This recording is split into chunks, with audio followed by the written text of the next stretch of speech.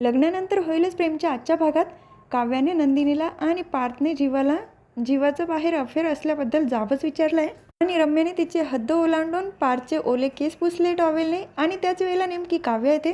नंतर काय होतं जाणून घ्यायचं असेल तर पूर्ण एपिसोड नक्की बघा. चला पटकन सुरुवात करूया आजच्या भागाला. पार्थला जीवाबद्दल डाऊट आलेला असतो म्हणून तो काव्याला सांगतो, आर्याला फोन लावून बघा. काव्या फोन लावते पण आर्याचा फोन सतत बिझी असल्यामुळे पार्थचा संशय अजूनच वाढतो. काव्या सांगत असते, अहो देशमुख फोन बिझी येतो आर्याचा. पण पार्थ पुन्हा पुन्हा प्रयत्न करायला लावतो. काव्याची कॉफी पिण्याची इच्छा होते. पार्थ माझ्यासाठी ब्लॅक कॉफी घेऊन येतात का? आणि बरेच दिवस झाले मी अभ्यासाला पण बसले नाही, मला आज थोडा अभ्यास पण करायचा आहे. तेव्हा पार्थ म्हणतो, हो मग तुम्ही सांगितलं आणि मी आणणार नाही असं होईल का? कॉफी करण्यासाठी तो किचनमध्ये येतो. त्याच वेळेला जीवासुद्धा फोनवर बिझी दिसतो आणि त्याचा संशय अजूनच पक्का होतो. पार्थला असं वाटतं की जीवा जर इकडे फोनवर बिझी आहे आणि तिकडे आर्याचा फोनसुद्धा बिझी लागतोय, म्हणजे या दोघांचं नक्कीच अफेअर असेल. काही कॉफी बनवण्याकडे लक्ष नसतं, सतत त्याच्या डोक्यामध्ये तेच विचार चालू असतात. काल रात्री नंदिनी पण उत्तर देताना थोडी अडखळत होती. जीवा नंदिनीला फसवत तर नाही ना? हे दोघं नक्कीच माझ्यापासून काहीतरी लपवत आहे, ते मला शोधून काढायला हवं. त्याच वेळेला काव्या पार्थला विचारत असते, हे काय देशमुख, किती वेळ झाला कॉफी बनवता? इतका वेळ लागतो का कॉफी बनवायला? पार्थ म्हणतो, हे काय होतं चालेल, पण मी काय सांगितलं होतं तुम्हाला, आर्याला फोन लावायला लागला का? तेव्हा काव्या म्हणते, नाही, तिचा फोन तर अजून पण बिझीच येतोय. तर पार्थला अजून टेन्शन येतं. त्यानंतर तो फिल्म ऑनरला फोन करत असतो, म्हणजे ज्याचं थिएटर असतं ना त्याला फोन करतो. तेव्हा समोरून त्याला विचारलं जातं, चक्क टॉप 30 आर्किटेक्टपैकी एक असलेल्या आर्किटेक्टने मला आज फोन केला आहे. तेव्हा पार्थ म्हणतो, मी टॉप 30 नाही तर मी टॉप 20 आर्किटेक्ट आहे आणि माझं असं काम होतं की ऑफिसमध्ये मधल्या वेळेत 1.5 तासाचा ब्रेक आहे, त्या वेळेमध्ये एखादी मूवी बघता येईल का? तेव्हा तो माणूस सांगतो, अरे यार सॉरी, जवळपास 3 दिवस झाले आपल्या थिएटरचं रिनोव्हेशनचं काम चालू आहे, त्यामुळे फिल्म वगैरे तर सध्या बंदच आहे.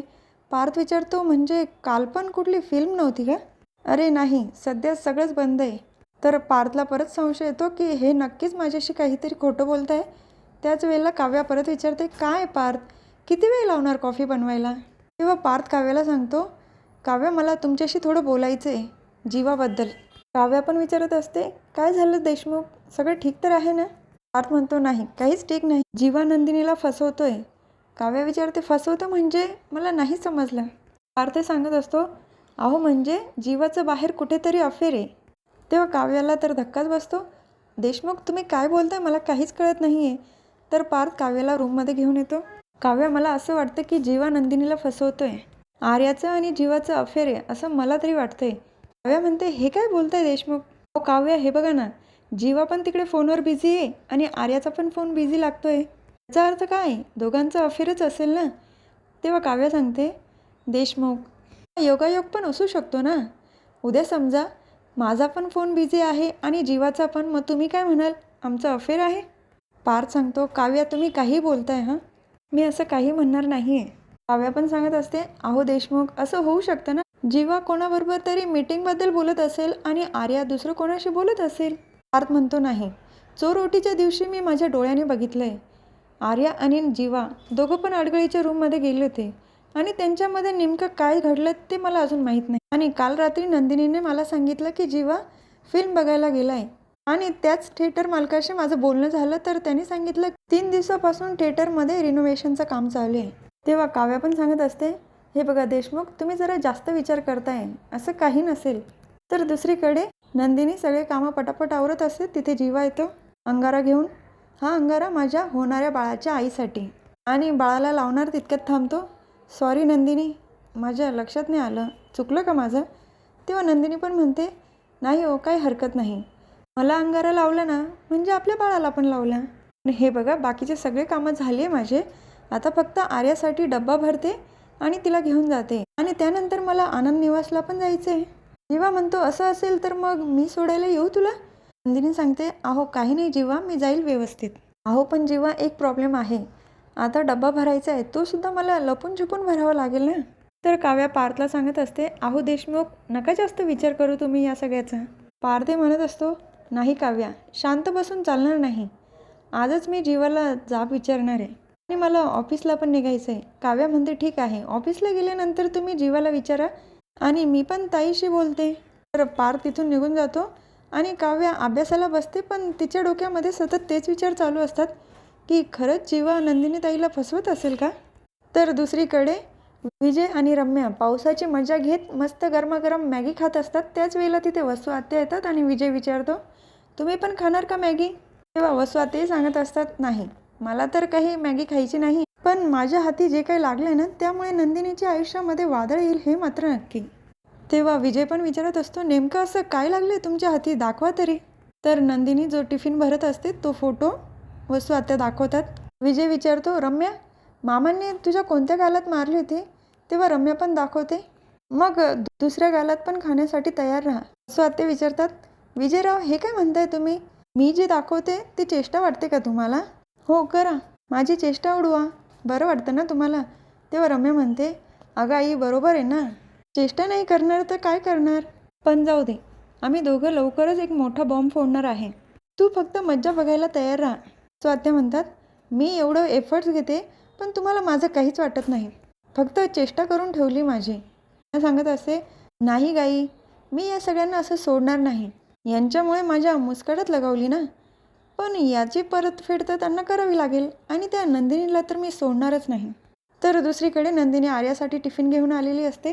आर्या, मी तुझ्यासाठी आज नाचणीची भाकर करून आणली हां, आणि बरेच प्रकारचे कडधान्य त्यामध्ये मिक्स आहे आणि खूप पौष्टिक पण आहे, त्यापासून तुला विटॅमिन सी डी सगळंच मिळेल. तेव्हा आर्या म्हणत असते, नंदिनी तू विसरते का, मी डॉक्टर आहे आणि या सगळ्या गोष्टी तू मला सांगते. हो डॉक्टर तू माझ्यामुळेच झाली, विसरू नको. तेव्हा आर्या म्हणते, हो बाई हो, तुझ्या मदतीनेच मी डॉक्टर झाली. अगं पण मला जास्त भूक नाही आहे, कारण मी सकाळी मिसळपाव खाल्ला आहे ना. नंदिनी म्हणते, अगं आर्या तू वेडीस का, तू बाहेरची मिसळ खाल्ली आणि तीही एवढी तिखट. तेव्हा हे काय आर्याला आवडत नाही. हे काय नंदिनी, दुपारचं जेवण पण तू घेऊन येते, संध्याकाळचं पण तूच घेऊन येते, मग मी सकाळी काय खायचं असेल ते पण नाही ठरवू शकत का. ती चिडूनच एका कागदावर तिचं रुटीन लिहून देते आणि जो डब्बा आणलेला असतो पटपट खायला लागते. तेव्हा नंदिनी म्हणते, अगं आर्या हे काय करते, तुला त्रास होईल, असं पटपट खाऊ नको, ॲसिडिटी होईल, बाळाला पण त्रास होईल. आर्या तिच्यावर भडकते, नंदिनी तू जरा अति करते हां, असं माझ्या आजीसारखं ट्रीट करू नकोस गं, आणि इथून पुढे तू माझा टिफिन आणत जाऊ नको बरं. तू आली की मला खूप बोर होतं, तू जन्मजय येतो ना तेव्हा मला खूप छान वाटत असतं, माझं जेवण कधी होतं मला कळतसुद्धा नाही, 2 घास जास्तसुद्धा जातात. पण आर्याच्या अशा बोलण्यामुळे नंदिनीचं मन दुखावलेलं असतं. तो टिफिन बॅगमध्ये भरून तिथून निघते.